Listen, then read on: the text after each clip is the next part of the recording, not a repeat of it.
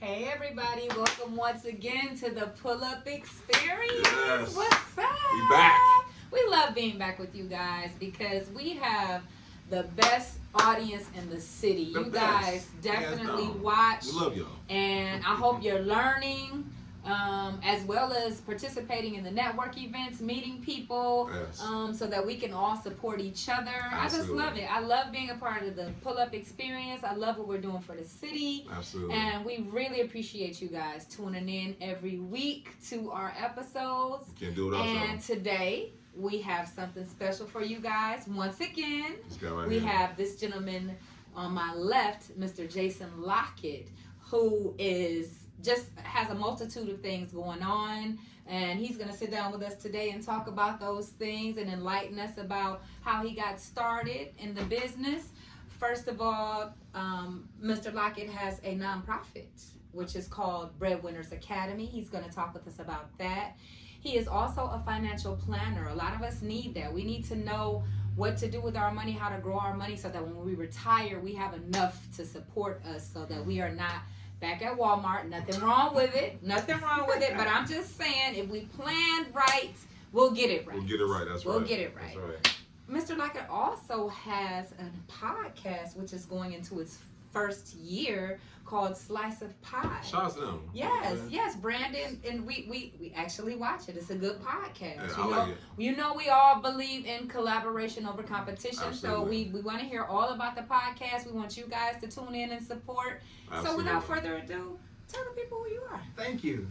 That was a pretty dope introduction. Look, Marquita rubbing off on you. You know what I'm saying?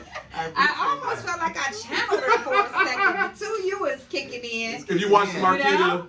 I felt like I channeled. No. we replaced you. I was Never. Well, I'm Jason Lockett. I am the executive director of the Breadwinners Academy, and we are a 501c3 charitable organization.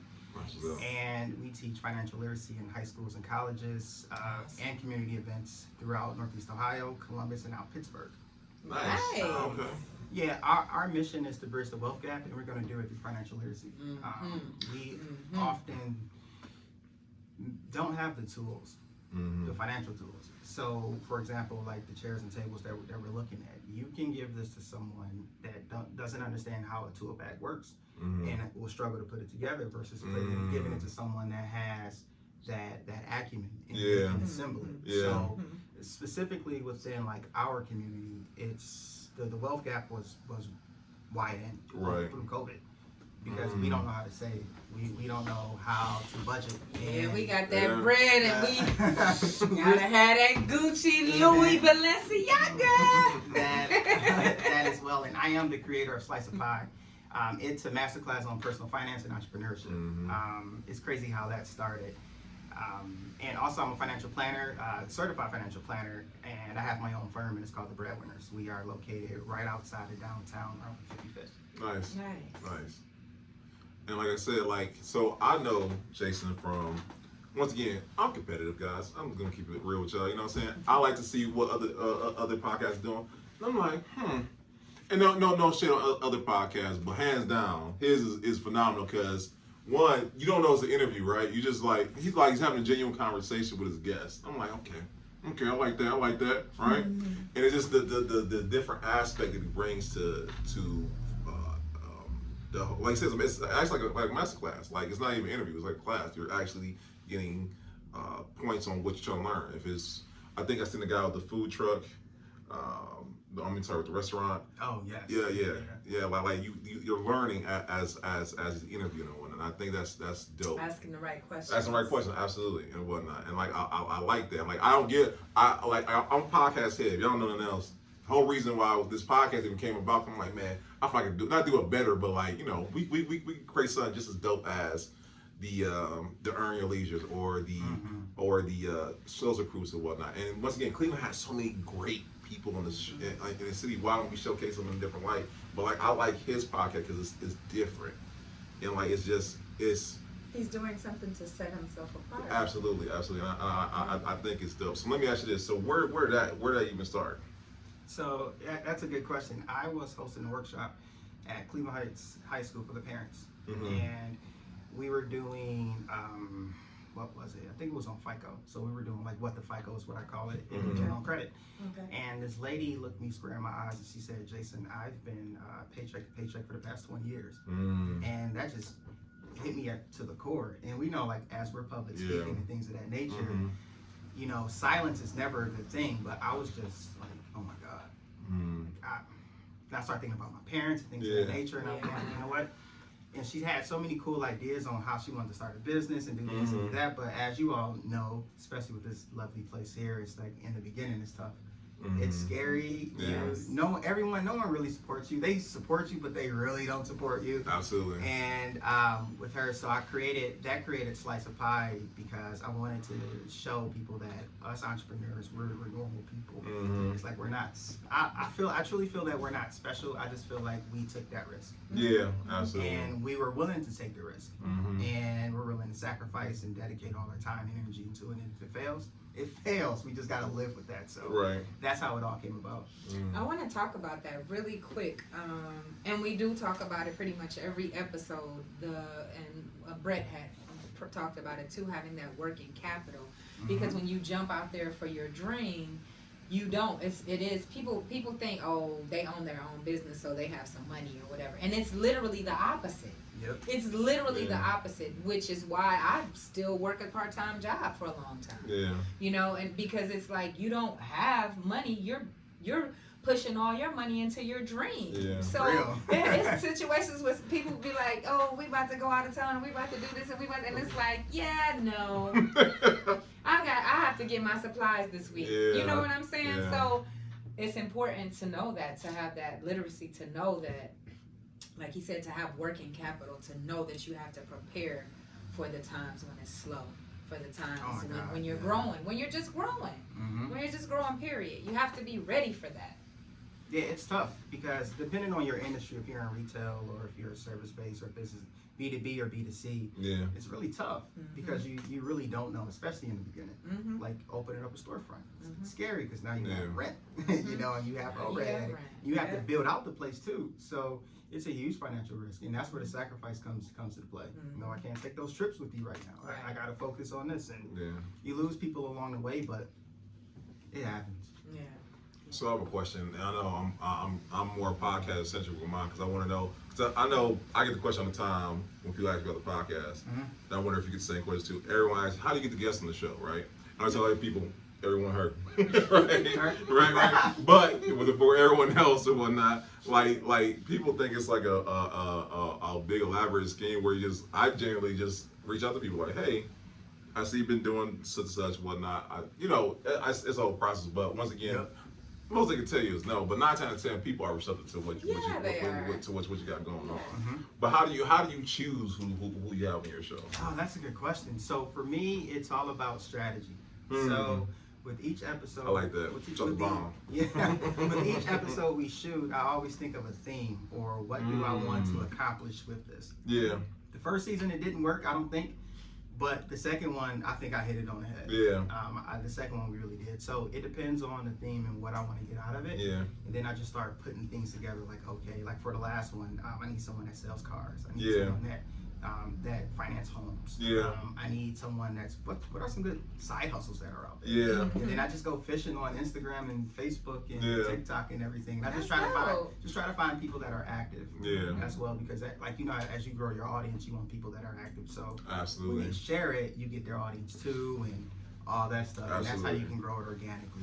He just dropped a bomb on that one because I don't think y'all heard him, because I think that's the biggest hack when it comes down to this podcast thing. Like, you have the guests on, you leverage their audience, and they become your audience also. And in businesses, period, even with hiring nowadays, people want to see your Instagram, they want to see your TikTok, they want to see all of that to make sure that you have a following, so that you can bring those customers into their business, so that you can, especially when you were talking about the bar industry, lounge industry, you know, they want to hire a barmaid or a bartender based on, you know, hey, can you bring some people in here on my slow night on Tuesdays? You know, can you bring a crowd in here on Tuesdays? Can you bring a crowd in here on Wasty Wednesdays? You know, a lot of jobs use that as, you know, information so that they can say, hey, you can bring me business. You can have sales. You have people that you can reach. and I will say this about podcasting, and I will say, and I don't know, you guys let me know. I will say, due to the pull-up experience, I have gained. I've networked with phenomenal people. Oh yes. I have expanded my business, right? And I'm this. You call it vain if you want or whatever, right? But I will be out on the streets, people be like, Mr. Pull Up. I'm like, I'm not Mr. Pull Up. That's not me, you know what I'm saying? He is Mr. Pull Up though. No, he really is Mr. Pull Up. I'll give you that. I'll be out in the bottom like, oh, it's a pull up man. I'm like, oh, pull up man. Okay, all right, okay, I'll take that. That's hilarious. That's funny. I'm the dude from the podcast, so that's what they say. Hey man, you the dude from the podcast. Parties, like my one friend, he had a party and his parents, grandparents were there. Yeah. He said, hey man, you the dude from the podcast. Yeah, and I'm like, you watched it. That's dope though. Even though you see your views from your clips that you put up, you see the views from from your platforms, but still, you don't know who they are. Right. You do not. And when they watch it, you just like, yes, thank you. Somebody watched it. I thought it was just me. Hey, you want? And this is funny. I don't think I ever tell you a story. I was out with my daughter. We were grabbing pizza. You know, my favorite thing to go grab. And it was this big dude. He was like big, and you know, like super thug. Like, you know what I'm saying? He's like, man, you the guy, you the pull up guy. I'm like, and I'm not saying judge, but I would never have thought in a million years he watched the podcast. My daughter like, Daddy, you famous? I'm like, I don't get that things at all. He getting tips from the entrepreneur. Yeah. Absolutely. What he had put together. And I think that made me feel good that someone watches our podcast and is learning from it or getting something from it to the point where he's able to recognize me. Like, that's crazy. Yes. And I think that's the part that made me feel good about why we do this every Tuesday for y'all. So. They just kind of stare at me like. Where I know you from. Right. You know I haven't gotten the pull up girl yet. I haven't. Don't worry, it's coming. I've gotten the 2U1s. Don't you sell one? Not 2U1s, but don't you sell one? I've got that. I've got that. It's coming. But I think that for like our podcast, his podcast, and all the great ones in Cleveland, I think we're setting a dynamic that's different from just sports or music. You know what I'm saying? Like, it's now becoming a hub, just like the Atlantas, the New Yorks, the Californias, the Miamis. Now Cleveland's becoming a hub now for business and entrepreneurship. Yes, there's so many of us, aren't there? As you're reaching out, you definitely recognize it because you have to reach out to get your guests. So I know you see like, dang, it's this many and this many and this many and this. It's like an unlimited supply. That's how I feel. Like I feel like. You know, the moment you feel like things are slowing down, then here go a bunch more that someone else from the podcast introduced you to, and they all own their own businesses, and they all have something going on. And I absolutely love it. I really do. Yeah, I think Cleveland, we're in a pivotal moment, a pivotal space to where you start to see change. Like you see it, especially with Mayor Viv and everything that he's doing. And not to like go into great details, but you see the people that are exiting these key roles in Cleveland. Like you can't help but not to see it. And you wonder like, oh, I see why. Because we're changing. You know, some people just don't like change or don't want to go in that direction. And for us, it's like cool. You know, like we don't mind it. Let's go. So I think Cleveland is definitely creating our own identity from a cultural perspective, because for the most part we used to bite off other people, other places and things like that. But now it's like, no, we are who we are. Right, we're carving our own, make our own. And if you can make it in this baby here, you don't have to go to Atlanta. You can stay right here. Right, stay right here. You really can. And you know, it's very rare we have somebody who also has a podcast. So all my questions are podcast related. So Fire away. You know what I'm saying? Because I want to know. I want to know how experience. No, go right ahead, man. I'm an open book. Let's go. So I know for us, we don't have a set of questions like y'all. We don't have it on the screen, by the way, y'all. It's black right now. We don't have a set of questions. We let the conversation to flow. So my question to you: you have a set of questions you ask the guests, or you like, okay, I'm going to ask this person this, and this, or you just let it flow? Funny question. So initially I did. When I first started, I had like this laundry list of questions. So I ran it by this dude named Dev. Okay. Dev, he has, what's his show? He's going to kill me. Dev the Voice. Really good dude. What's his show? It'll come to you. Yeah, it will. So I ran it by him and he was like, do not do that. He said, do not. He said, look, just come up with like 3 to 5 topics on the things that you want to accomplish, and then he said, just let the conversation flow. So for me, with everyone that I've interviewed so far, I was genuinely interested in what they do and how they do it, because I'm thinking not only for myself, but for the audience. Absolutely. Like, let me put myself in a position of who I want to watch it and give them the information so they can stay and watch the whole thing. Absolutely. You know, or watch long enough to where they say, okay, I got what I needed. Now I can move forward. I love how you said it, because I think for me, like I'm selfish in these interviews. I'm not gonna lie, because I ask questions I want to ask sometimes. You know what I'm saying? If I got a master class on my end, like you got them asking. Well, I am asking questions for y'all, but at the same time, I am asking for myself, because I want to know. I'm inquisitive. I like to know. Well, usually it's information that the audience can use regardless. Absolutely, You absolutely. know? You know, because we will be inquisitive to know, because we want to know how did you do it? Absolutely. What did you? And Some I people think- learn from that. And I think we need to share that. Yes, I mean, absolutely. and it's not to pivot and go into like from the financial perspective, but when we have nice things or how we get it, we tend to like this and not share it. Yeah. And that doesn't push us forward as a culture. Absolutely. No. So Absolutely. absolutely questions, absolutely. And like you said, I see that change though. I see Oh, yeah. us changing. Oh, I yeah. see us trying to figure it out, realizing that we are not even behind the, what do they call it? Behind the gun, behind the ball, behind the whatever. Yeah. Not even that. We realize that it is now. Yeah. We Yeah. have to. There's Yeah. no other. You really. It's a sense that you can't go back.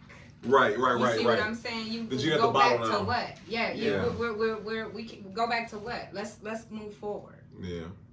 And I know you said this before in other interviews, but just how the pandemic literally put us on a whole renaissance of knowledge and networking and Beyonce! You heard him, girl. Listen. And I see it. And I would say for RC alone, like you said, like I feel like people are now going after their passions, and like you see it and it's evident. And I think we're in a great space. I know they'll call this time in our lives, but I know generations ahead they'll say that was That's that. the pivotal moment. Right, the when pivotal they moment. started. Exactly. You know what I'm saying? So shout out to future us. Big time. right. Big time. And do something today that you'll be thankful for tomorrow. Mhm. No, absolutely. Absolutely. So so once again, my because like I said, I don't think we ever had under the podcast, if I'm not mistaken. I think we had Yeah, we had Paul in there. Oh yeah, we did have We Paul. had King Tiff. Yep, we had King. No. No, we haven't had. We haven't had We haven't had him yet. We did have Paul. But We had Paul and Dave, and they different though. You know what I'm saying? We had Like- Maria. Oh, yeah, Marie. I'm sorry, we did Marie. have Marie. My bad. CEO Maria. My bad. We did have all them and whatnot. Okay. But I do like his because it's more. We're in the same space. Like we deal with entrepreneurs and whatnot. Like CEO Marie, she does her thing with entrepreneurs, but also artists and that good stuff. Dave and them, they do rappers and do artists and that good stuff. But we're in the same space. So I guess Yeah, you know we're what I'm in saying. the same space. You know what I'm saying? Like it. Love it. No, absolutely, and that's why I want to ask these questions. Like I wonder if you go through the same thing we go through. You know? Like what? No. Because I mean, like take for instance, like we'll have a guest on here. And we have interviews that only last like 20 minutes tops, right? Because we have somebody on the interview who doesn't want to give any information, or they'll be nervous and they'll be short answers and they won't, Right, answer the elaborate. questions, Yeah, right? yeah. Or we'll have somebody who's long-winded, right? Yep. Yeah, right. So how do you gauge the conversation or gauge to where, okay, I need to jump in right here, or I need to, You know Without what? being rude. Right. Yeah, because you don't want to. you don't want to do that. You know what? I kind of gauge it before we even start. Like with each person I interview, I set up a call with them initially so we can talk and so we can have a conversation. That's good. A lot of them will say like, "Hey, I'm a little nervous," or "I'm this," or "I'm that." So then, what we'll do is we'll just start rolling the camera, and they don't really know it. And then we'll just start, and then I'll tell them that it's rolling. Yeah. And they say, "Oh, really?" So yeah. They wouldn't even know though. No, they won't even know. But we do show them the episodes before they go out. We do. Yeah. You better than me because I throw it out there. Yeah, no. Well, they have to ask. Basically, Yeah. They, No, that's if they cool. want to see before. But while we're discussing, and let's say for those that don't want to elaborate and things like that, then I'll have to take over the conversation a little bit and then kind of say what they want to say and just lead them into what they want to talk about. This guy here, he's a master. It happens, and I mean, it's everyone's time. Like I value time so much. Yeah. So I want to make sure that what we put out, they're going to be proud of. Yeah. They can say, you know what, I was on this show and this was pretty cool. No, that's So good. with that, but for those that are long-winded, I changed the questions, so I don't cut them off. Yeah. But they can't be so long. Right. And it's kind of like you got to be on the fly. Like, okay, I got to be on the swivel. Yeah. Yeah. Doing it. So That's good stuff right there. yeah, it's things that I'm just picking up along the way, and I just watch other shows. I watch talk shows and things like that, and see how. I thought it was me. Yeah, I see how Steve Harvey do it, and I see how everyone Steve does Harvey's a it. goat. He's And a goat. I just say, okay, oh, that is nice, because you can just tell with certain people, like, this dude's gonna talk forever about nothing. Yeah. And I'm like, okay, how do we get this out? So it's funny you said, because I watched an interview with who should not be named and whatnot. I was watching the one they just pulled the episode. Like they put it out, but they pulled it, right? Mm-hmm. But like you seen Noriega, where he was trying to redistribute the conversation, redirecting all that. Yeah. He cannot at all, and like he was so Not forceful. Yeah, it was crazy. That whole. It was destined for what it is. Yeah. You know what though? I'm gonna say something. Oh, don't get us canceled. No. Well, Just think that about might it. get us canceled. Don't. Can I say something like, I think it's all being purposely done. You think so? Mm-hmm. I can see that. On I his think it's end, on or his end. or behind the scenes. On his end. I think it's all purposely done. I just can't imagine him just going so. Left field. Yeah, like, you know what I'm saying? I know he Yeah. has issues. I know he has, he's bipolar. We know that he's been medically diagnosed and all of that. But something about it tells me that it's strategically planned. I don't know for what. Yeah. We'll find out. But something tells me, I'm serious, that it's we don't see it. We're not seeing what he has going on. Yeah. That he's still a genius. Put it like that. I'll give you that. I guess I hope it's that. Yeah, I guess I have hope that he hasn't just. As an avid fan, even my man said he got to steer clear of him because he just this is too crazy. Yeah. So. Did I say my man? I didn't mean that. I meant the man. That man. That man. You got you. Yeah. You mentioned this yourself. No, I got you. I'm dissing myself too. And like the argument, like I used to be the main people defending him. Like, you know what? He's a genius. Okay. Some things you can't defend. And like it hurts my heart. It really does. We'll talk more after the show. Yeah, of course. but I was questioning about that to Jason and whatnot. Would you bring somebody on a show who will give that shock factor or controversial or whatnot, just for the sake of? Cause I think they bring them on for the views. I honestly think that because they do. They do, and I just read the article today. Everybody's chasing that man right now for an interview because of the views. Yeah, that's the only reason why. They're not interested in what he has to say. They're not riding with what he has to say. It's the shock factor, and they know that. Just like Noriega got on after he apologized and said, "Hey, I got more views than what did he say? The football, the game, or something like that." Yeah, it's like I didn't see the very first one because they said that was the third one. I seen the first one. I saw the first and second one. I did. They were good though. They were good. The first and second one. I know the second one. Made you kind of look at him like, okay, it's not as bad as I thought. You know what I'm saying? Yeah. It made you see where he was coming from. The first and second one did, but this one, it was over. I'm telling y'all. Yeah. So we'll talk more after the show. If he who will not be named call you like Jason gonna come on your show, would you have him on? That's tough, man. That's tough. You know what? No, not after watching the last one because his terms and his stipulations. He said if you edit this. Yeah, he did. I remember he said that. Yeah, you can. If you edit, you can't air it. And then he said if you cut me off, and he said you got to keep the camera rolling at all times. And he knew what he was doing. And Nori and those guys, they took the chance. They took the risk. And he knew. Like Nori even said that he was too drunk to correct him or to go back and correct him from what he said in the beginning. But Kanye's Kanye. That personality is different. We gotta say who. I'm sorry. I'm so sorry. He will not be named. He will not be named. I am so sorry. It's the wine. I'm sorry. have more. So question.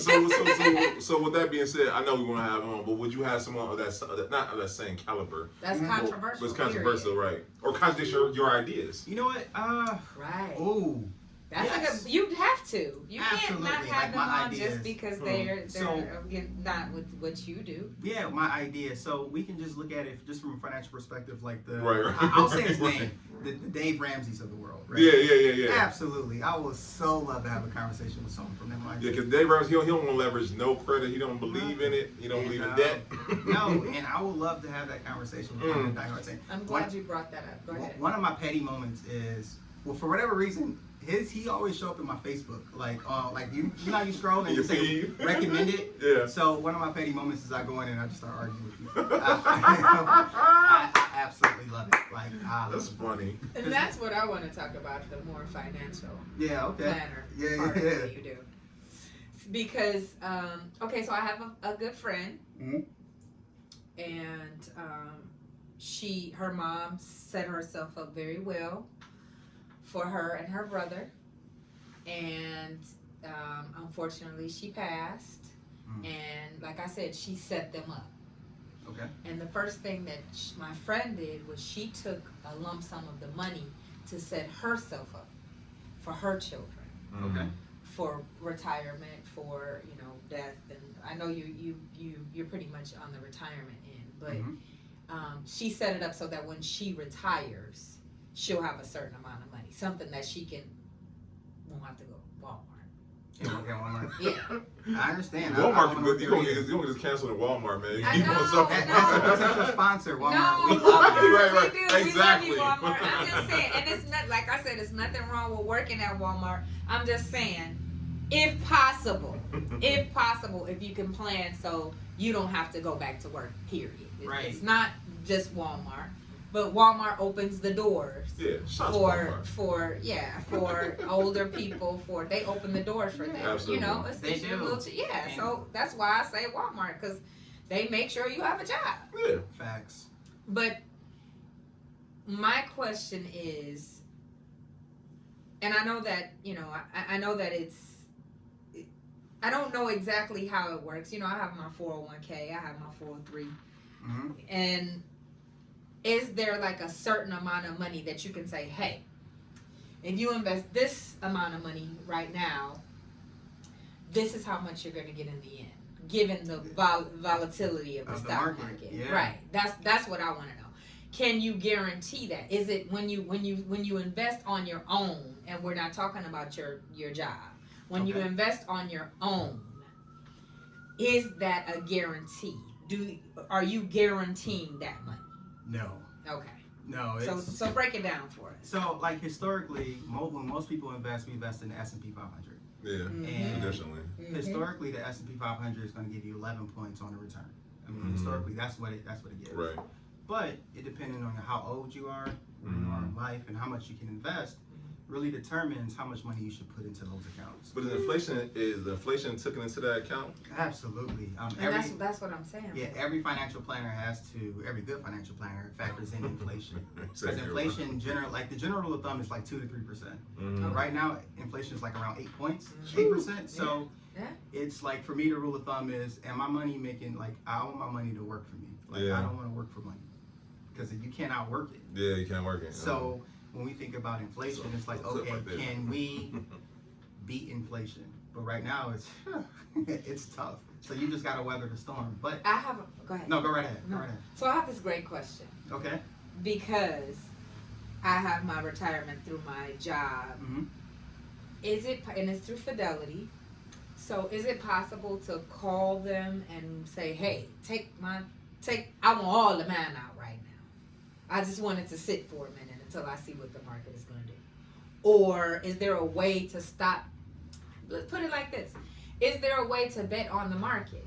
Can you, like option trading? Okay. Is there a way to say, hey, I want all my money to be bet that the market is going down right now? Because I know you're still in calls. That's what you're doing. You're in calls the whole time. You're in calls while my money is just dwindling away. Is there a way to have your financial planners call them and say, hey, I want to bet. I wanted to do something different. I want to bet on puts right now. I want my money to still grow on the market failing. Okay. Can you do that with your when you have your retirement through your job? Can you do that? Well, if your retirement is through a job, oftentimes your retirement is using a target date fund, and that is depending on your current age and when you're going to retire. Right. So they'll have like these hedge fund managers and these people like managing your money for you. Yeah. But if you wanted to manage it on your own, most employers won't allow you to do that. But if you can borrow from it. Right. I don't suggest it because of the tax implications. Because whatever you take out, that's going to be ordinary income. So in the following year, you take out $30,000, you're going to add $30,000 to your income, which is going to be taxed. And for some people, that can put you in a different tax bracket. Now you're paying more. Now you're looking for more deductions. Now you're upset. You're filing extensions, and now it's like, oh man, the sky is falling, right? But back to what you were saying, as far as you can invest on your own. If you borrow from it, it's risky, but it could work, especially in times right now where it's so up and down. Where if you were to do options, you can do puts, and puts is like, I bet this stock is going to fall. I was about to say, because Marquita's not here, or Y, so I'll explain that part. and things like that. Because I mean, where we are, it's scary, and I feel for a lot of people that's on the brink of retirement. Yeah. Because now you look at it and you say, wow, some people lose 25% of their retirement that they've been investing in over right now. So calls and puts, Brandon and Marquita. Unless you understand. And I think we may have gone over this before, but in you know how you invest into the stock market, and let's say you buy Apple or Tesla or whatever you want to buy, and say the stock falls and you buy it low, and then it grows, and your money earns money, and you're making money off of that because you bought 25 shares or whatever you know, or whatever you want to do.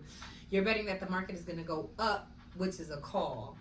So so instead of betting, so I'm still betting on Apple or Tesla, but I'm not buying. I don't own any of those shares. You're wholesaling stocks.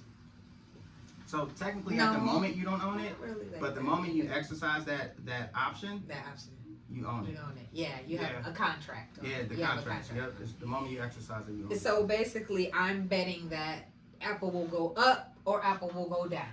I'm betting. So if Apple goes down, and I bet that Apple goes down, then I'm still making money. I'm not losing money because the stock is going down, because I bet that it would go down. Vice versa. Yeah. Apple went up, the price went up. I bet that the market would go up, that the stock would go up. I'm making money off of that, and it's just kind of a different ball game. It's just betting up or down instead of investing into the stock, and the stock is growing because the stock is getting more expensive and it's growing, and it's it's like you can do this in a day if you have enough money invested. If like today, the market went up. Let me see. I think it went up I'm going to use SPY as an example. Okay. SPY went up maybe 8 points today. Okay, we got some trader on our SPY went up 8 points today. It went up those 8 points, and I was like, and then the market was up, I think 2.06 was the NASDAQ, something like that. So in my mind, I'm like, it's not going up any more than that. So I dumped a bunch of money on SPY falling. And SPY the market fell all the way to 0.00 from 8 points. So that's a huge drop. That was I feel good today. I feel good today. See, so I tried to do during the pandemic. I lost about $400, and I'm like, you know what? That was it. But it is risky. It's risky because just as quick as you can feel good today, it's very risky. Just as quick as you can feel good today, I could be walking in here like, let's do this damn interview. Who do we have? Because I just lost a bunch of money. You know what I'm saying? It's risky. It's very risky. I forgot how I lost it, but they were talking about, because I brought a car. I brought a car with some batteries that were supposed to be rival. That's supposed to be the batteries go inside the Teslas, right? I'm like, this is a safe bet, right? So I think I brought it in. It wasn't Generac. No, Generac is generators for. It was overseas. But it's supposed to debut in the U.S., right? So once they were going to debut, the stock gonna go, right? and then, like it was regularly doing great numbers, right? So I think I forgot they called it. It's something where you buy at a premium, and by the time you go to sell it, it like the value of it went down or something like that. It was something crazy. But look, long story short, I lost money. Yeah. It's very risky. And I will say this, and I need to get back into it. I mean, because I lost some money, because it's going to happen, right? Same thing with real estate. Same thing, you know? Oh, yeah. You're Yeah. Right, you're going to take L's, right? I need to go ahead and get back into it. But, like, I was so pissed. I'm like, I thought it was a sure bet, though. I'm like, this is a sure thing. Cause I'm like gambling. That's not you? Yeah, casino. Yeah, I'm not a casino. Yeah, I'm not. But the stocks are going down. So, like, when you think they're coming back up, they're going down even further right now. It's pretty bad. It's pretty bad. So there's going to be a moment coming up, hopefully soon, where you can get everything at goodwill prices. You know what I'm saying? So if you want to invest into different things, you know, Alphabet, Tesla, there's a Apple, lot. There's a lot going on. Yeah. I think it's gonna drop even more though. First of all, you think? Yeah, I think it's gonna drop some more. It's pretty bad. Yeah, it's pretty bad. Every time I think it's bad, it worse. drops even more though. I'm like, give me another put. I was hoping June was our bottom. I was hoping June was the bottom, but no, it just kept dropping, and then it goes up. You get happy, you get excited. A second, it only goes up for a hot minute right now. Yep, and then it goes back down, and it's like, geez, man, I'm done. But that's when you have like your stop losses and your stop orders together. Exactly. So if it keeps dipping, then it's like, okay, that's it. I can't. That's it. So that's it. And you don't gotta watch it every few minutes. Yeah. But it's all about your risk tolerance. Because some people are risk takers; they can gamble, and some people like, you know what? If I lose $50, I'm out. Like when I go to blackjack, I'm on a $15 or $20 table. If I lose like $100, I'm out. I can't. I'm mad. mad. Do anything but make me mad. No, I'm I out. can't. So, yeah, that's just how it is. But you gotta have the risk tolerance. You gotta have the stomach for it as well. So I got a question for you. So what is your typical vehicle? 'Cause I know people typically say, okay, stocks. Some people say index fund. A lot of people say different vehicles to try to help them save for retirement. What are your recommendations? Yeah. Oh, for retirement. Okay, so or investment period. I'm sorry. Okay, for investment period. You know what? It really depends on your goals. So like one of the interviews I'm doing is with Honeycomb. And I don't know if you heard of Honeycomb. Honeycomb allows you to invest in local businesses in Cleveland. What? Yes. Why do I feel like I've seen it on IG or something? Yeah, they're on Instagram.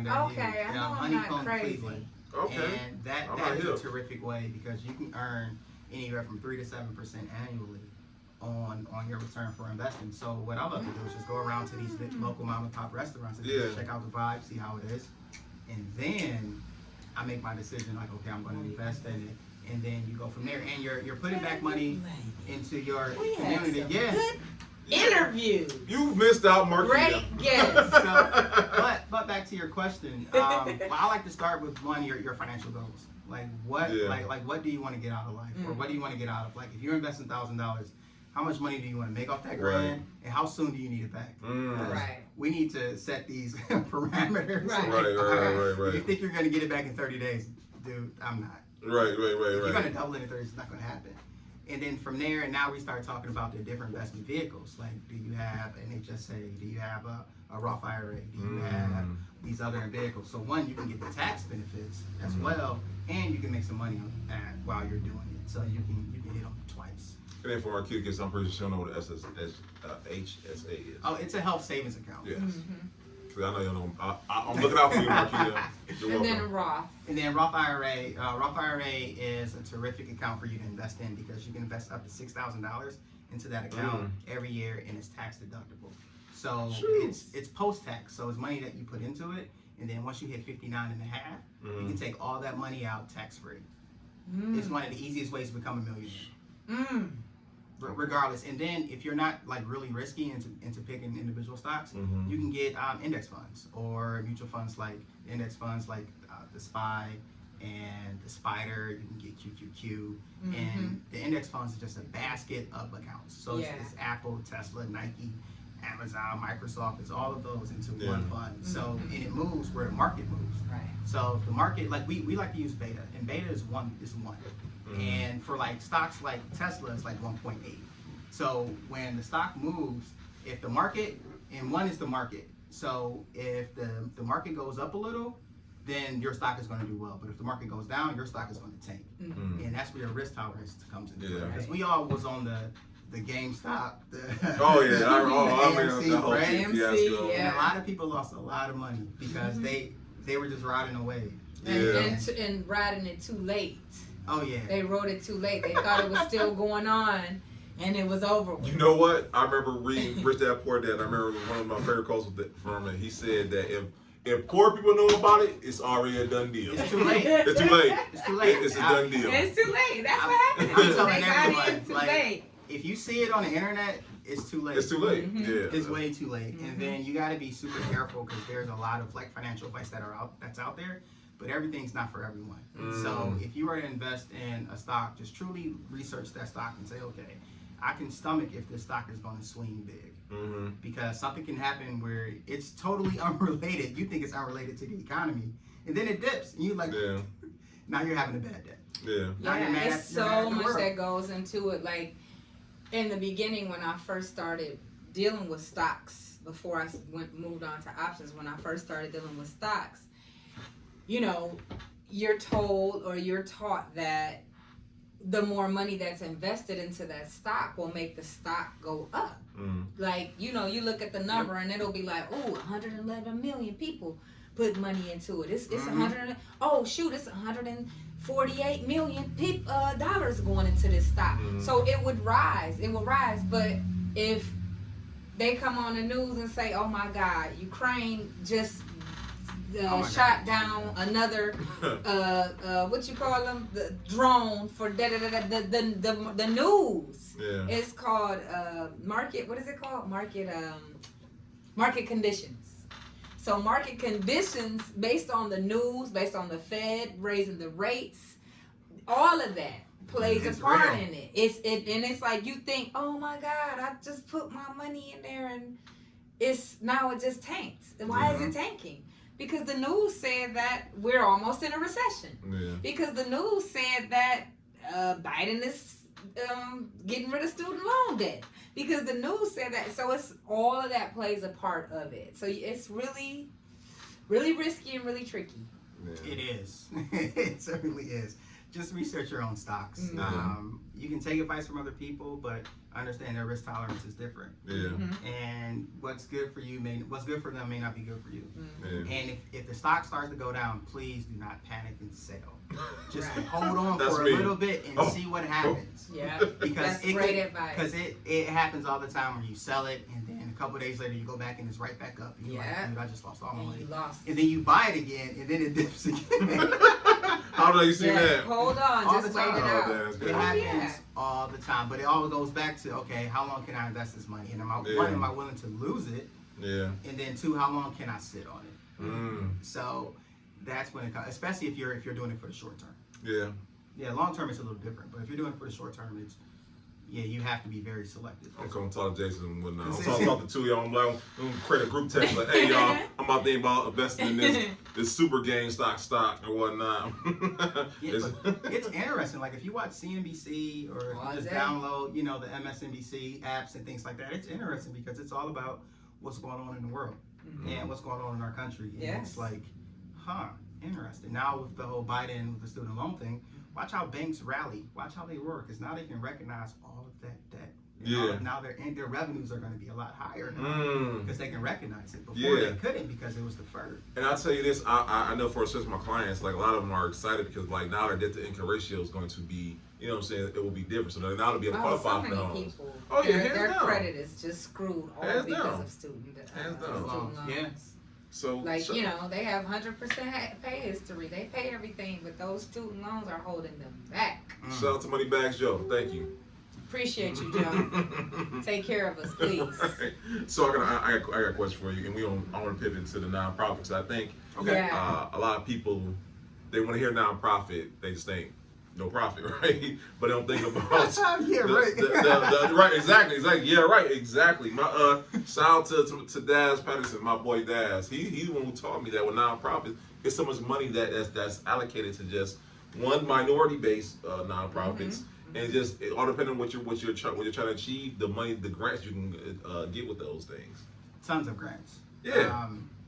The reason I wanted to go the nonprofit route was because of grants.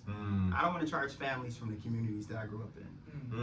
But you have to make your nonprofit or for-profit has to make money, because how are you going to stay afloat? How are you going to stay? How are you going to pay for people? How are you going to pay for materials? How are you going to pay for your time? But with the grants, now you get to do that, and now you get to give the end product to your clients and to the community, and that's how you build it. So it's very tough in the beginning, but you just got to grind. Yeah. You know, you just got to grind. You got to make sure you set it up the correct way. Yeah. You got to get your board together, make sure they are all on board, and everything else will fall into place.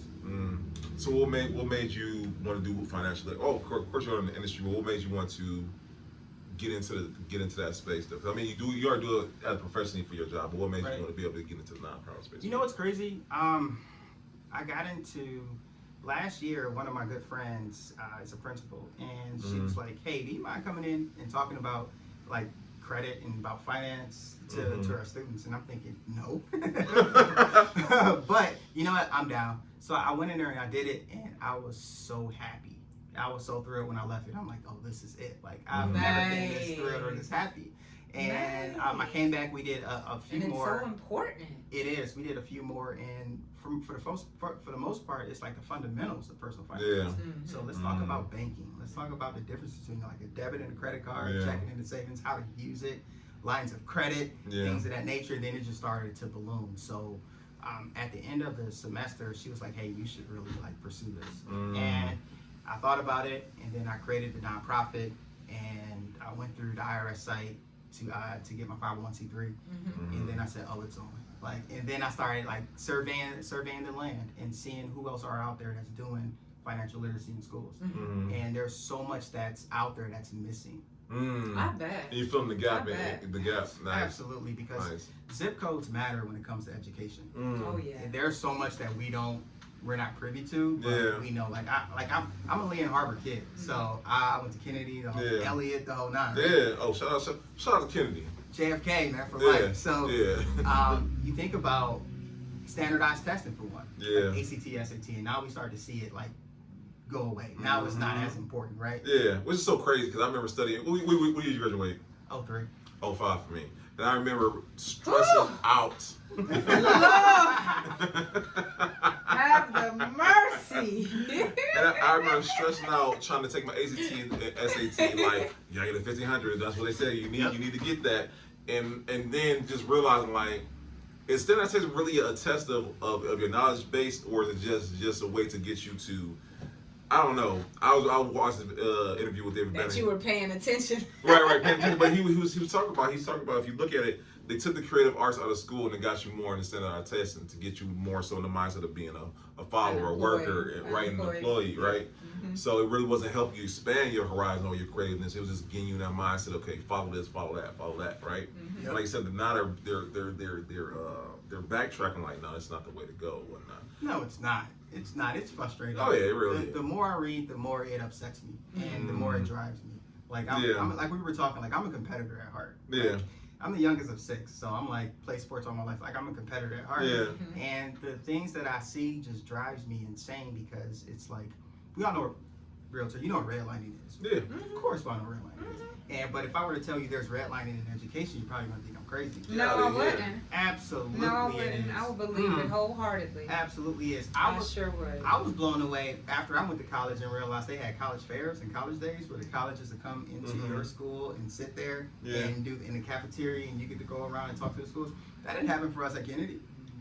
You know what's so crazy? You know, I went to Max Hayes. They have military stuff. They had the Navy, the Army. They had them. Yeah. So you got 2 options, buddy. Right. You're going to the Army, or you're going to work for a factory. Damn, now think about it. They're trying to tell us something back then. Lord Jesus. I'm telling you, like we were That's set a up. shame. We were set up for that. Yeah. So they look at our test scores. They look at our grades. Remember the proficiency test? Is that still around? No, I don't think it is. No, but yeah, I remember that. They look at those scores and say, okay, well, we're not going to go there. We're not going to go there. We're just going to focus on these outer ring suburbs.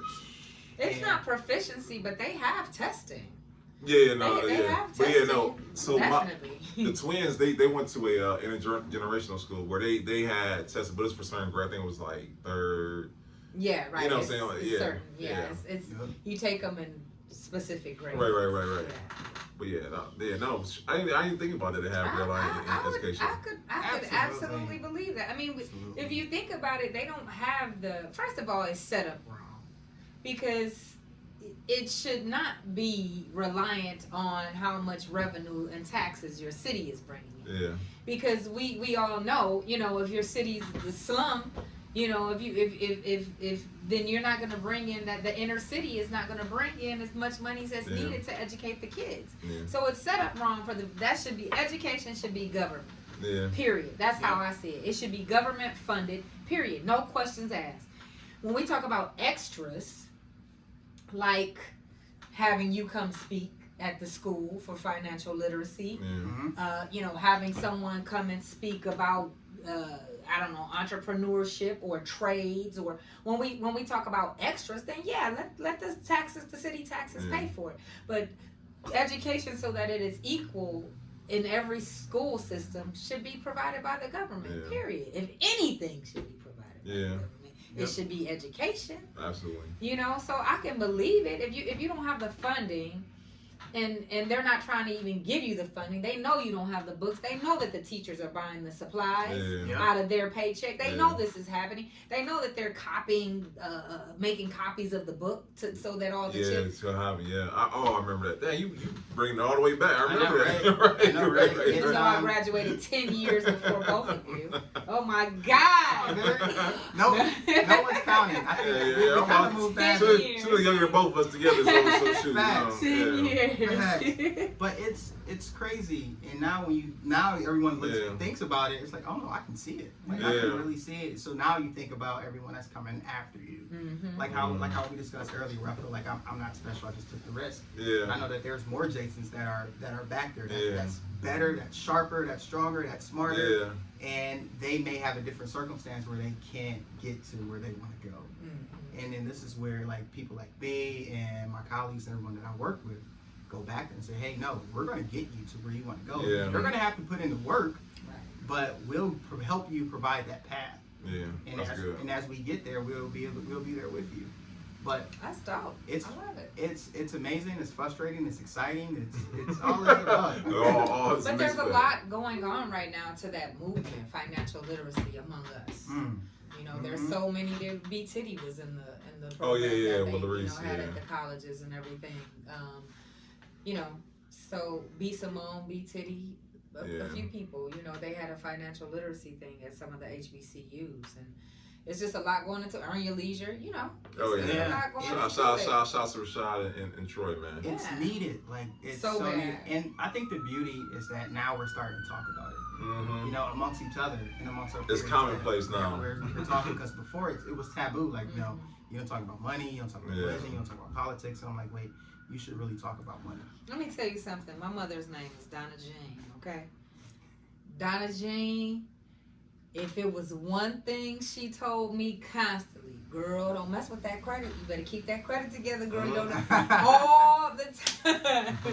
all the time, she drilled that into me like, I have 100% pay history. I've never played a game with my credit. Never. Like, on time, like, because she drilled it into me. She made sure, she was like, if you don't do anything else, you must have your credit. Credit is better than money. Credit, So, people need to hear that. These kids need to hear that, and it's just not hard enough. So I'm happy to see people like you and, people like Earn Your Leisure, people like, B. Titty, B. Simone, going out here teaching these young people, hey, it's not all about looking good and driving the best car and all of that. It's about keeping that credit together, making sure you have a plan for retirement, making sure you have a plan for college.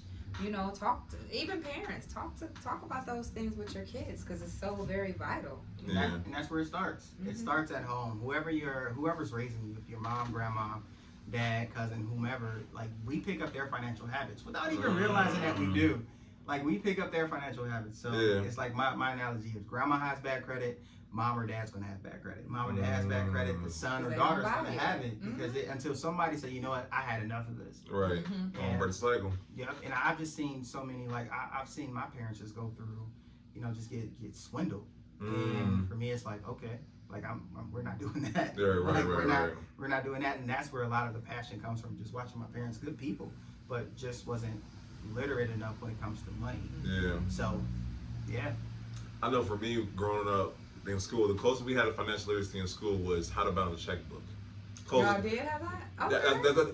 Oh yeah, 03. Okay. 05. 05. Oh, okay. 03 and 05. Okay. My thing is like that. now, but the thing about it, even with that being said, I don't know. No one balance a checkbook anymore. Like that information was the closest thing we had, and how relevant is it to this day, right? Right. But the thing he's teaching, the thing that Jason is teaching these kids, you know what I'm saying? This stuff they probably go back to their parents like, hey, you do this to your credit. Probably. You know you can do this. You know you can do that. You know, and I think that's so dope. You know what I'm saying? Yeah, I get clients that way too from parents. Like it's crazy. See, I do. That's dope. It is. It's great because, like, in some of the schools, like I'm partnered with Fidelity. And Fidelity had this really dope program where they'll give you $150 for opening up an account. So to like the outer ring suburbs, they all took advantage of it. But the inner ring suburbs, inner ring schools, they didn't. Yeah. And it puzzled me because it's free money. Yeah. And then I asked the students, why not? And they had a slew of answers. And it was all because of their parents. Their parents said, well, I don't like keeping money in banks because I think banks do money. And I'm thinking, oh my God, I just keep digging bigger, bigger. Right. Now, this is all bad. Now I gotta talk to your mom. Like, who is your mom? So let's have this conversation because now you're gonna grow up. How are you gonna cash your checks? Yeah, exactly. Don't go to the check application, right? Don't go to the corner store. The corner stores. But they do though. That's why they exist. They exist for a reason. And where are they strategically located? In the hood. Exactly. And why are they there? Because of us. Yeah. They A know lot of places are in the hood and they're there because of us. Jason, I remember them days. I remember seeing my mom do it, and then I did it. I did it. It wasn't until I got my bank account. I remember those corner stores give me. I'm like, man, I just gave you my check. You took all this. I remember feeling like, oh my God, if I could just get a Chase account. Yeah. Like I felt like that was the best thing smoking. Yeah. I was like, oh, if I get a Chase account, I'm really legit. Right. And I got one and I was like, what? I got Chase. I bank with Chase. Yeah. Now, Chase. Shout out to JP Morgan. Shout out to JP Morgan Chase. No, listen, like, and I mean, and I like I said, I feel like because my kids 16, 12, and 11, right? Like they're going to be great because the fact that these things, like my 12-year-old daughter, she is financially conscious of things. She's like, Dad, we don't need that. We need this. I'm like, okay. Yeah, you know what I'm saying? Okay, you know what I'm saying? Like I love that because the conversation is there. Like like they're aware we don't need the name brand because the generic is a good name brand. They're conscious of that. I love it, and they're conscious of the fact that we don't need to spend a lot of money to have fun. You know what I'm saying? Yeah. And know that let's invest that. You know what I'm saying? Let's invest it into something that's going to. Is what we're buying is going to be an investment or is it going to be a hindrance? What's it going to be or whatnot? Because it's okay to have fun, but is buying is going to help us out later or is it going to help right now? And I think I love that. And just the fact that, like you said, versus us, when he's growing up, I can't tell my mom about no finance. She'll be like, boy, sit down somewhere. This grown folks stuff. Exactly. You know what I'm saying? It's something you don't talk about. Exactly. And you just watch them go through it and you go through it. And you realize, like, man, this isn't the right way of doing it. Right. You're right. Like, I don't think I should be doing that. Right. So, but if not, then you're just going to fall victim to all the predatory lenders that are out there. So, I got a question for you. So, okay, this is I got this whole slew of questions to ask you about, like our staple question. Do you have a staple question, by the way, on your show? A question you have to ask other guests? Of course, yeah. Okay, we'll get into that later. Okay, but I do want to ask you. So, given that you are in the financial field, where do you see the next 2 years? Because Biden, I think he's going on for president. The elections are what? A year away, if I'm not mistaken. We're going to 2024? Yeah, 2024. It's 2024, yeah. So, 2 years. So, with that being said, where do you do? Everyone keeps talking about this, like Game of Thrones. Everyone talking winter's coming. Everyone keeps talking about recession's coming, right? Oh, we're in the recession on that. They just try to change the definition of it. Yeah, we're in there. We're definitely in there. So there. Oh yeah, no question about that. Yeah, unfortunately, we're already there. But And this is when the time where you really start to clench onto your purse, Yeah. your checkbook. Like, you know what? Yeah, I'm not spending anything. Yeah. You know, but if you have to, you have to. But living lavish right now is probably not the best thing to do. Yeah. But everyone's situation is different. Okay. So like I said, like everyone, you know, people, you know, tiptoe around it. Everyone's like, well, I don't want to say that or whatnot. But I think the notion that if you like anything, if you prepare for it or you have a sense of it, you can not work around it, but you can get ready for it or whatnot. Just plan. It's all about planning. You know, seeing it all the way through. So like if you want to make a purchase, let's say you want to buy a car in 6 months or 8 months or a year from now, plan. Don't wait until your car breaks down and I gotta figure it out. No, let's plan for this car, for this home, or for this vacation, or whatever it is. Let's just set a short or long-term financial plan, financial goal, and just create a plan for it and execute.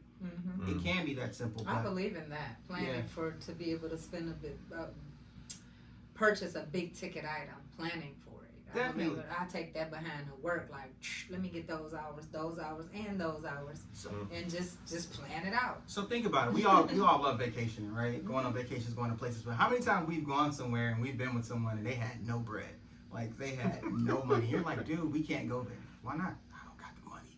And it's like, what? Why are you here? And it's just that is not right. They had to rob Peter to pay Paul just to get to the vacation. Right. And it's like, well, if we talked about it 6-8 months ago. Then if you need to bring some spending cash, you can put away $50, $100, $150. That adds up, and when it does, then you got your kicking it money, and it's just like, okay, let's plan. I don't believe in going. I don't believe in going. What, if you don't have the money? Yeah, I don't believe. If you. So Jesus gonna work it out. No. And don't get me wrong, I've made plans to go somewhere and made the down payment on it and not planned for it, and the day come and it's like, this is gonna be tough. This is definitely gonna be tough. But I feel like in hindsight, and that was years ago, but in hindsight, I feel like it hinders the person that did say from being able to enjoy their vacation. So I don't think that you should go. Don't go. If you don't plan and put the money aside, don't go. Because, especially if you're going with a group of people. Yep. And the group of people, you know, let's say it's 7 people. And 5 of them planned right, and 2 of them can't go, and they gotta say, well, we can't go there. And it's like you feel bad because you don't want to leave them. Yep. But you know what I'm saying? It's not right. Don't go. Have the hotel. Don't go. Try to get your money back if you've put money into it, because things happen. Things happen. You know what I'm saying? And you might have had every intention in the world to have the money, but something happened. Your furnace broke, or whatever the situation may be, and you don't have the money anymore. I say, don't go. Always get a refundable everything. Right. Yeah. You know what I'm saying? Refundable, or you can make changes. Yeah. Yeah, I feel that. You know, it's just unfair. You To know what everyone I'm else, saying? yeah. It's just unfair. It happens. It does. It absolutely happens. All the time. So I got a question for you. What's next up? What's next up for the Slice of Bob podcast? What's next up for you? Firstly, what's next up for you in the nonprofit space? Oh man, so Slice of Pie, what's next up? We are currently shooting Cleveland is the city. So Cleveland is the city for entrepreneurs. So this one is going to be more on like the professional end, so where I'm bringing in like the CDI, they do small business funding. Brad was talking about that. Yeah, he was just talking about that. They're super dope. Yeah, he said that. I'm not familiar with them. Yeah, they are great. They give money to small businesses and and what are they called? ECDI. Okay. His name is Jorge Colon. I think that's his name. Okay. That should be his name. His first name is Jorge. And them Jumpstart Greater Cleveland Partnership. Nice. Jumpstart. And also like the 10,000 small businesses through Goldman Sachs and Tri-C. And because there's a lot of resources for like small business owners that are like really serious about their stuff. Yeah. Not the people that just like post on Instagram and just bounce. Like we're talking like the people that actually put in the energy and to their business. But I'm still trying to figure out how I'm going to make that enticing and make people want to watch it to where it's not boring. I think the idea is we'll get them there, but like you said, make them watch it. Yep. Yeah, because the idea is definitely going to get them there. Yeah. Definitely. For my academy, we are rolling out Be Your Own Boss. Right now we have 4 schools signed up. That was our goal, but we have tons of meetings next week. Which I'm just going to hire people if we get more schools. So Be Your Own Boss is an entrepreneurship experience. So it's going to be 8 sessions. It's going to be a full semester at your high school, after school. And we are going to we're not just going to show you how to create a business plan. We're going to actually create the business plan. Nice. We're going to roll up our sleeves. We're not motivational speaking. We're done with that. Right. That ish is dead. That is dope. That is dead. So not only that, show you how to create an operating agreement. Show you which business formation is best for you. Some maybe an LLC is not for you. Right. S corp, C corp, general partnership, sole proprietor. Dope. Dope. And then from there, we're going to give you a $100 Google ad credit. Okay. Oh yeah, we're gonna do this. Oh, wow. Not only are we going to show you how to form it, we're going to pay the $99 for you. Like we're going to do that for you. That's good stuff. And it's going to be. We need it. And I'm bringing it. I have partnerships with banks and with lawyers and things like that. It's going to give you training on QuickBooks and how to run your books and things like that. And then they're going to give mentorships as well. So I think we have so many dope ideas, but we all know going from idea to plan to execution, that's when you weed out the people. That's how you weed out folks. Absolutely. Right? Yeah. So we're here here to take that risk. We're here to help you get through those steps because once you go out there on your own, it's going to be tough. But we're going to be there to help you. But you got to do your own work. We're not going to do it for you, but we're going to give you the structure and everything to do it. And then we're going to have bi-weekly meetings and things like that. We're going to meet in each school for 2 weeks. We're going to meet twice a month in each school. So we're going to be pretty much the school's like 4 days a week. And then Friday, we're just going to have our side. Yeah, it's just thinking out the box, being creative. Yeah. And create a curriculum and creating something that's needed, solving a problem. Yeah. Definitely. And creating something for us. And be unapologetic about it. You know, it's like, we don't care. Like, it's for us. You know, and I'm just excited to see, like, the finished product. And it's, of course, whenever you roll out something new, it's going to be bumpy. Oh, yeah. It is, but I got a pretty cool But it's a great concept, too. Yeah. And then, we are hosting our first intro to personal finance at Notre Dame College. And that's my alma. That's where I got my first degree. So we're going to bring in a group of students from the inner city. We're going to bring in about 30. And we're going to have them there for a week. And they're going to stay there for a week. And then we're going to give them like a crash course on like the intro to personal finance. And that is like, it's so important to me. I don't care how many degrees you have, what you do for a living. If you can't manage your money, your life is going to be HELL. So let's start. Let's start with the fundamentals, and then from there we'll just build it. That's dope, dude. Yeah. Thanks, man. That is really dope. Dopeness going on all around the board. Everything you I knew you were dope, but I know how dope you were. You know what I'm saying? Like, we needed the audience to know how dope you were. Absolutely. Yes. So, okay, and these are our simple questions, by the way. Okay. So, what are 3 things you want someone to take away from your interview today? Like the kid will say, you don't have to be something it'll be something that you forgot to say. Okay. One is plan. Whatever financial decision you're going to make, plan. If you're going to buy a car, if you're going to buy a house, whatever it is, plan. So if you know your car is breaking down, because we look at the four pillars of debt, like the $1 trillion debt. It's car, home, auto, and credit cards. So if we look at your car, you know when you want to get a new car, but check your credit. Like go through the proper steps and not credit card. Like, I'm about to say, I can't go to credit card and go check it. No, you can, but your feelings are going to be hurt. So check your credit. Just do your due diligence on your vehicle before, or whatever it is that you're doing. If you want to take a vacation, plan for it. If your friend's taking a vacation and it's too soon, it's okay to say no. I don't have it. Versus going, it's okay to say no. It is. And things of that nature. And that's 1 is plan. 2 is take the risk. F it. Take whatever idea you're thinking about. Put together a plan and just take the risk. Like you never know if your parachute's gonna open unless you take the jump. And I got that from Steve Harvey. Like that's good. And it's like 2 years ago I made that call. I said, you know what? I'd rather suffer defeat than live with regret. Yeah. Ooh. I don't want to go back 5, 10, 15 years from now and say, man, I should have, could have, would have. Yeah. I just want to look back and say, man, I tried. It didn't work, but I tried. Right, exactly. Or I'm thankful or I'm happy that. Because there's still a lesson in it regardless. Oh my God, you learn more in your losses than you do in your wins. You learn way more in your losses than you do. Oh, you learn more about yourself, which is crazy. Yeah. Which is crazy. And it's true. Yeah, and that's it. Plan for sure. Definitely plan. Take the risk. definitely take the risk and enjoy the journey, because it's going to be up, it's going to be down. You're going to lose people, you're going to meet new people.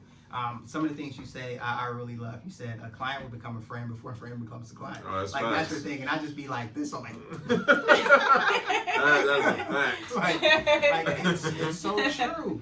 Yeah, it's so it really true. is. So I've everybody, met some good people. I was a until client of you- hers. Like I remember, I came here for a date, and then just so happened that I Yeah. came in after the date. I'm like, I gotta get her on the podcast, and come back, and like that's real stuff though. yeah, it is. So Yeah. and that's pretty much it I can think of at the moment. That's good stuff though. Yeah. That's good stuff, bro. Definitely bombs, jewels being dropped. And then my next question to you is, what do you want your legacy to be personally? Do you want your legacy to be in your business and your nonprofit? No, man, that's a good question. Personally, That's a question. it's equity. It's all about ownership with me.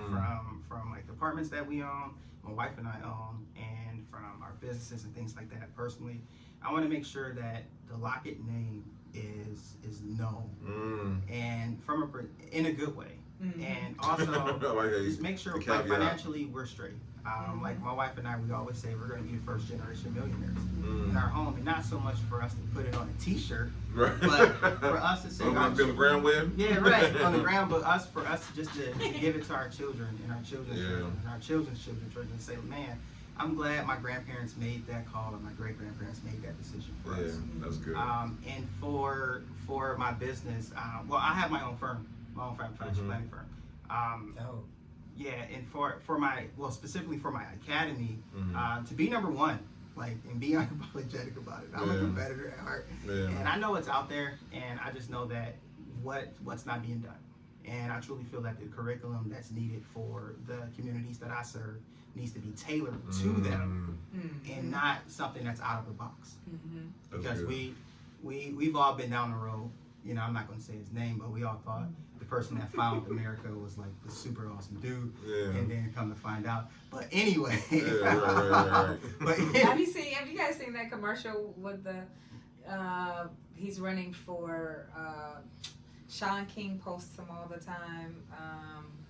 I can't think of what state he's running for, and that's a shame. But he has a commercial out, and there's a kid, and he's in class, and he's like, well, who are you proud of? Who would you like to be like? And he starts talking about him. Yeah, him. Yeah.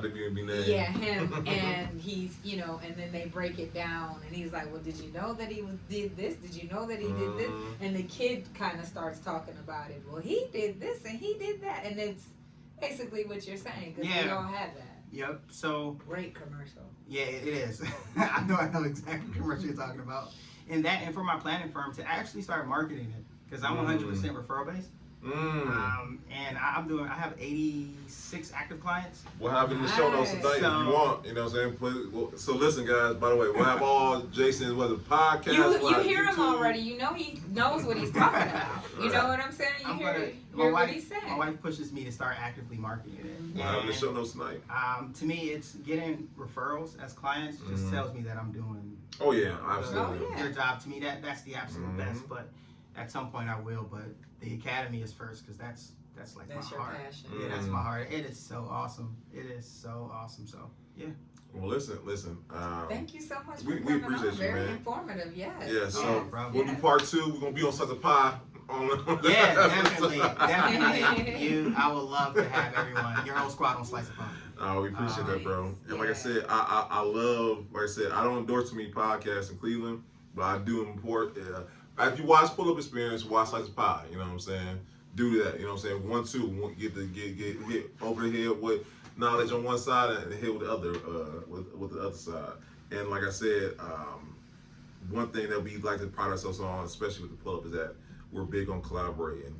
Because, in our city, it's all about, saying, like, it's nothing wrong with competition, but not at the sake of tearing down our city or each other in the process. Yep.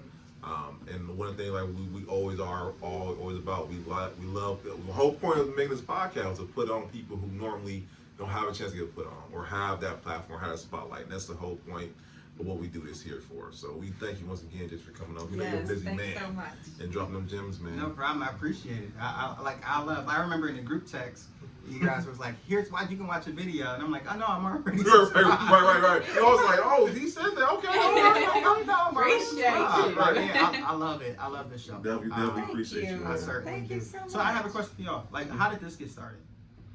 So I literally, it's so funny. Well, my story was I was going through divorce, and you know, like anyone else, you try to find something, not something to take your mind off of things. But I was real big on podcasts, right? And I love listening to the David Shans, the Rashid and the Troys, the Drink Champs. Like these are all informational podcasts that once again I'm like, man, we incorporate that. But it's not one because you got David Shan in Atlanta, Earn Leisure in New York, out in California. Shout out to Todd being there. He out there in California. You got all the different hubs in different parts of the city. Who's really doing it for Cleveland? I'm like, well, not really. There's no staple podcast in Cleveland. I'm like, well, why don't we be it? You know? And I remember I reached out to Marquita first. And Marquita's on some trash talking about something. She's seen my followers. She's like, "Oh, I'll do a podcast with you, right?" and then we interviewed Nakia. And you were like, what, episode 4 or 5? Yeah. She's like episode 4 or 5, and we literally were in here. It's like 4. No, I don't like 2 o'clock in the morning, something like. About 2 o'clock. Her interview started at like 7. We here, so we knew the conversation was good. We're like, this is a fire conversation. And tell You me got why. like the first 30 minutes. And this is the part that you gotta know about podcasting. You gotta. These are the trial and tribulations. I didn't record like a good portion of the episode. No? Fire No, conversation. it was like 30 minutes. Dope maybe conversation. 30 minutes of the. Yeah. I don't even think it was 30 minutes. It was like, and we're just talking. It was and we good. are just covering everything. Yeah. From COVID to Everything. It was a good episode. work to just. It was The episode that will never air. You just and had then to we be tried there. to redo it, and it just Right. Trying to didn't do it. come across The magic. at all. Yeah. The magic It was wasn't awful. it? Yeah. No, I hate that because when you ask a certain question or they stumble or they don't want to do it, and you like, you would never recapture that. No, you 'Cause it cannot. won't be My genuine. interview is Yeah. it's up and it's horrible. It's not bad. It's pretty bad. I just kept saying, I just want to help people. It's a good interview. It's good. But it's something about the genuineness of that episode. And once again, we was like, oh, we gotta have her on. And I remember I had texted Marquita on the way home, like, hey, we need to ask she need to be on the podcast. Cause we never considered having another coach. Like, man, we need to have her on because like she brings a different viewpoint than myself or Marquita or whatnot. So I tell anybody heart because like your individual mind can only come up so much, but when you have other people on the podcast, once again, when I can't think of something, best believe they got something else or whatnot. They got that. And then I liked what they stood for and what they were doing. So I was like, while we were talking, I was like, oh, I know this person, and I know that person, and I know this person. And I was like, yeah, I'll shoot you their information. Let me just okay it with them that they're okay with being on, and I'll shoot you their information tomorrow. And I didn't forget about them because sometimes I'm like, you know, but I did, and I was like, I really like those two, you know. The first 50 episodes, all her. Yeah. So I was just like, I sent them the information, and they were already discussing that, and then it just kind of, at first I was just like, okay, I'll be on as a special guest sometime. That's how I was thinking, like, you know, sometimes I'll come on and talk with you and stuff. You were a and staple. they were like, no, and I'm like, No, you're in. yeah, right. You ain't game now. I didn't see it coming. I didn't see it coming. I didn't. And it's been on ever since. And I like to think, like, once again, like we like I would like it that if when the David Shans or someone coming like, I need to be on somebody's podcast, where their pull up at, where their pull up experience at or whatnot. Like they come and see it. And not on a private thing, but like because we've asked so much, we create so much value to our audience or whatnot, you know. And I love the hustle. I do. I love the amount of work Listen. that you put into it. 'Cause I know like the amount of work. He just recently got cussed out for that. No, because it's like it's always going. It's always going. And I always see that. I'm like, man, they are working. They are. Don't get her started, man. No, my bad. So I'm not big on podcasts. I don't really watch TV or listen to. I listen to music and motivational and affirmations and and of course CNBC. But right. But I'm like, I just broke maybe a couple months ago, maybe 2 months or so ago, and I'm like, well, who else is recording twice a week because we were doing every Tuesday and Thursday, and I'm like, oh, okay, well, That's dope. all the listen. you know, is that what they It was a normally do on grind. podcasts? And he was like, well, no, and I'm like, well, no. Why are you working this? That's wild. Then we had Jeff Brown on the show, and Jeff Yeah. was like, we just film everything All at one once. day. And That's what we do. That's what you do? Yeah, so Get outta here. so everything that we're putting out now, we shot it in April. Get out of See? here. Yup. that's wonderful. And then we'll Say- shoot. And then we'll Don't give me up like this, Jason. Sorry, and then we'll shoot again, and we'll just knock it out like on a weekend. Yeah. And then we'll just grind and just knock it out Mm. on Saturday and Sunday, and We then you got it all in the can, and then you can just. Yeah. Oh yeah. Well, it's coming again. Yeah. Well, we do every other Tuesday. Yeah, and that's why Every we other do Tuesday, and we do 2 interviews every other Tuesday. That's dope. It's the weather in Cleveland. It's so scary when Yeah. we get to the winter. So I just make sure I'm not shooting like in the winter. So Yeah, I I try to, like fall, that spring. idea. I'd rather Yeah. just boom, because it as busy as we all are. It's Yeah. amazing to me that I personally made it through those every Tuesdays and Thursdays. I don't know how. I took God away is from good. my Thank you, family, Lord. and they were like, "You already don't have time, so now you're gonna be going on Tuesdays and Thursdays too." And then when the 2U wines start flowing, it's like the interview is longer, and Yeah. it's But like, listen, yes. it's gonna pay off though. You know what I'm saying? We look back at this, I'm like, man, remember we did Tuesday? Now, you know what I'm saying? Then we nationally syndicated. You know what I'm saying? Yes. You know That's what the I'm goal, saying? man. That's the goal. That's the goal. You know? Is to put it in front of one of those big platforms. Absolutely. We just gonna knock it out in one weekend.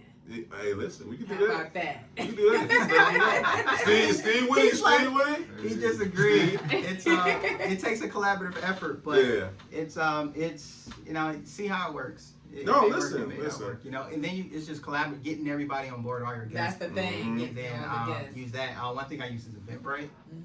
Yeah. Because Eventbrite, once they say yes, they'll come on. Then you send them through Eventbrite, and once they register, then they'll start getting like reminders and things like that. So you don't have to text people anymore. And all that We stuff. got. Great Right. idea, Jason. No, it's great because now it's Yeah. like the less you can do on like the day-to-day stuff, Oh the my more God. effective you can be Mm. on the back end. This is all stuff that I'm just learning as I Yeah, go, yeah, 'cause yeah. We're all just trying to figure this out, right? That's Right, all we're doing. trying to work smarter. So- all of us. Tell you why I can't tell you something we double booked somebody. Like what? that's-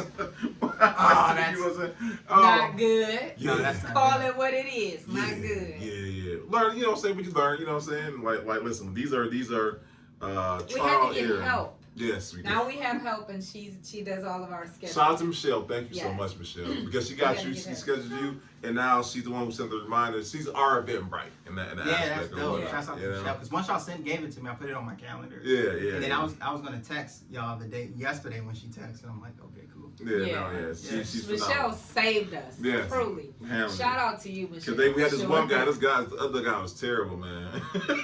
You was the coordinator. Oh yeah. Yes. I definitely was. Us guys aren't good at coordinating. No. I was like, No, you we're not double good booked coordinators. who? You can't double book. How did you double book them? Yeah. Like, yeah. But listen, God is good, you know. Yes. We made it through. We made it through. And we're episode we have 76. And we have 76. great guests like you, Jason. Absolutely. Thank you. I'm Absolutely. happy to be on. Yeah. I certainly am. Absolutely. So listen, we Episode gotta pay 76. some bills before we close out. We first want to shout out the man behind it all, Mr. Steve Jackson. Alien Eyes. Alien Come on. Eyes, man. You know what I'm saying? This is the man, the myth, the legend. You know what I'm saying? If you want to have a phenomenal look of your event, your products, whatever, he can capture it, make it look good, and he make it look good. So shout out to Steve. That's hard. There it is. We're good. Yeah, you know what I'm saying? And we want to shout out Arlo. Arlo, you know what I'm saying? We got a phenomenal team. One thing, once again, like, we couldn't do it without having the phenomenal team that we have. And I want to shout out Steve. I want to shout out Arlo. Thank you, Arlo, once again, for always being there, for always capturing our moments also. Once again, I love these guys. Without them, we would not have fantastic podcasts we do. And then we want to shout out, I guess we got to shout out anybody. We got to shout out Marquita. You know what I'm saying? Where is Marquita? I wanted to meet her. Beneficial Bay. Yes, you do want to meet her. Yeah, She's shout not out. feeling well. She wasn't able to join us tonight, Yeah. but you are greatly missed. You are. This young lady is, you know, I can't say enough about her. She's so genuine and just She Yes, literally shout out to you. helps. You know, she gets your information and she walks you through everything and teaches you how to maintain, Take your business to the next level. how to maintain and organically grow your business, how to have your social medias working for you when you're not there. I'm my worst student, and I can tell you it works, guys. I think we're between the both of us, whatnot. But it actually works, guys. She show you how to grow. Show and improve. Actually, absolutely. Show you how to grow your monetization network. on Absolutely. Facebook or Instagram. I got monetized on Facebook. Shout out to Marquita. That's all I'll do to her. So shout out to her. Once again, look forward to her Black Friday sale she has coming up, guys. Check the link in the bio and look her up today, okay? She's gonna show you how to make money during Black Friday. Absolutely. How you can make money and grow your business and put out some Black Friday sales and help your business get some money in. That works. Mm-hmm. Yep. I just spend on Black Friday. And then, guys, like Marquita would say, you see the tail walls, y'all already know where we're at. We're at 2U1. I'm not as good as Marquita. That girl, the old address, all that good stuff. I'm not that good, but I will say I endorse this. I don't endorse any wine other than 2U1s. If you're looking to have some kids in the near future, this is 2U1. That's gonna chase people away. I'm gonna be drinking that. Oh my God. That's funny. No, but I promise you guys, the best wine in the city not only is a black owned, it is made by the most fantastic lady I know in the city, Miss Auntie the kid. You know what I'm saying? So, shout out to her. Thanks, shout out to thanks. 2U1s, guys. Who else we got? Social Masters. Social Master. Yes, guys. No more cards. We're not doing it anymore. It's over with. What do you do with your card? I put my wallet. Oh. They mess around, get crumpled up. Nobody does that anymore. They go in your purse. They get the little candies on them. Nobody does that anymore, right? Now, guys, what we do now is we have our business cards on credit card-like cards that now has a QR code that has all your information from your social media to your email to your Cash App to your Venmo. Anything you want to personally put on there that you want to share with the world, you now have access to it. So once again, guys, click the link in our bio to get your card today, okay? Kanisha, yes, all occasions. Thank all you. occasions 216. Kanisha, we love you. You We know, love you. all of us are having events and having things going on, whether it's the baby shower, the Yes. birthday, the It's holiday season, anniversary, too. all of that. Kanisha is going to make sure that your event is one to remember. She has the marquee letters, the chairs, Yes. just everything to make your event Just got slushy memorable maker or and something, man. make those pictures nice. Absolutely. So she does that. She's all occasions 216 if you want someone to set up your event, and she's on time and she breaks everything Delivers down. to you. Definitely reach out to Kanisha. She made sure our events are sparkling Absolutely. and looking professional and looking like we were having a good time, because we are. We always are.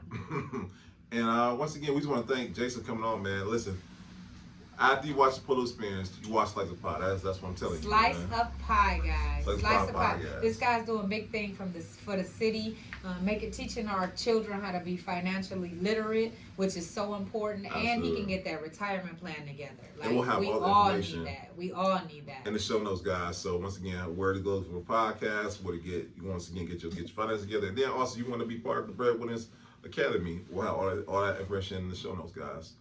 And once again, we can't thank you guys for tuning in every week, man. It's phenomenal, and I love it. That once again, this is not in vain, you know. Brandon get on my nerves, but I love it too. I do love it. Hey, listen. I love meeting the people. I love, all meet of dope us people. networking and supporting each other. It's big. It's big. Absolutely. So once again, guys, we'll thank y'all again, and we'll see y'all next time, y'all. Peace. Peace.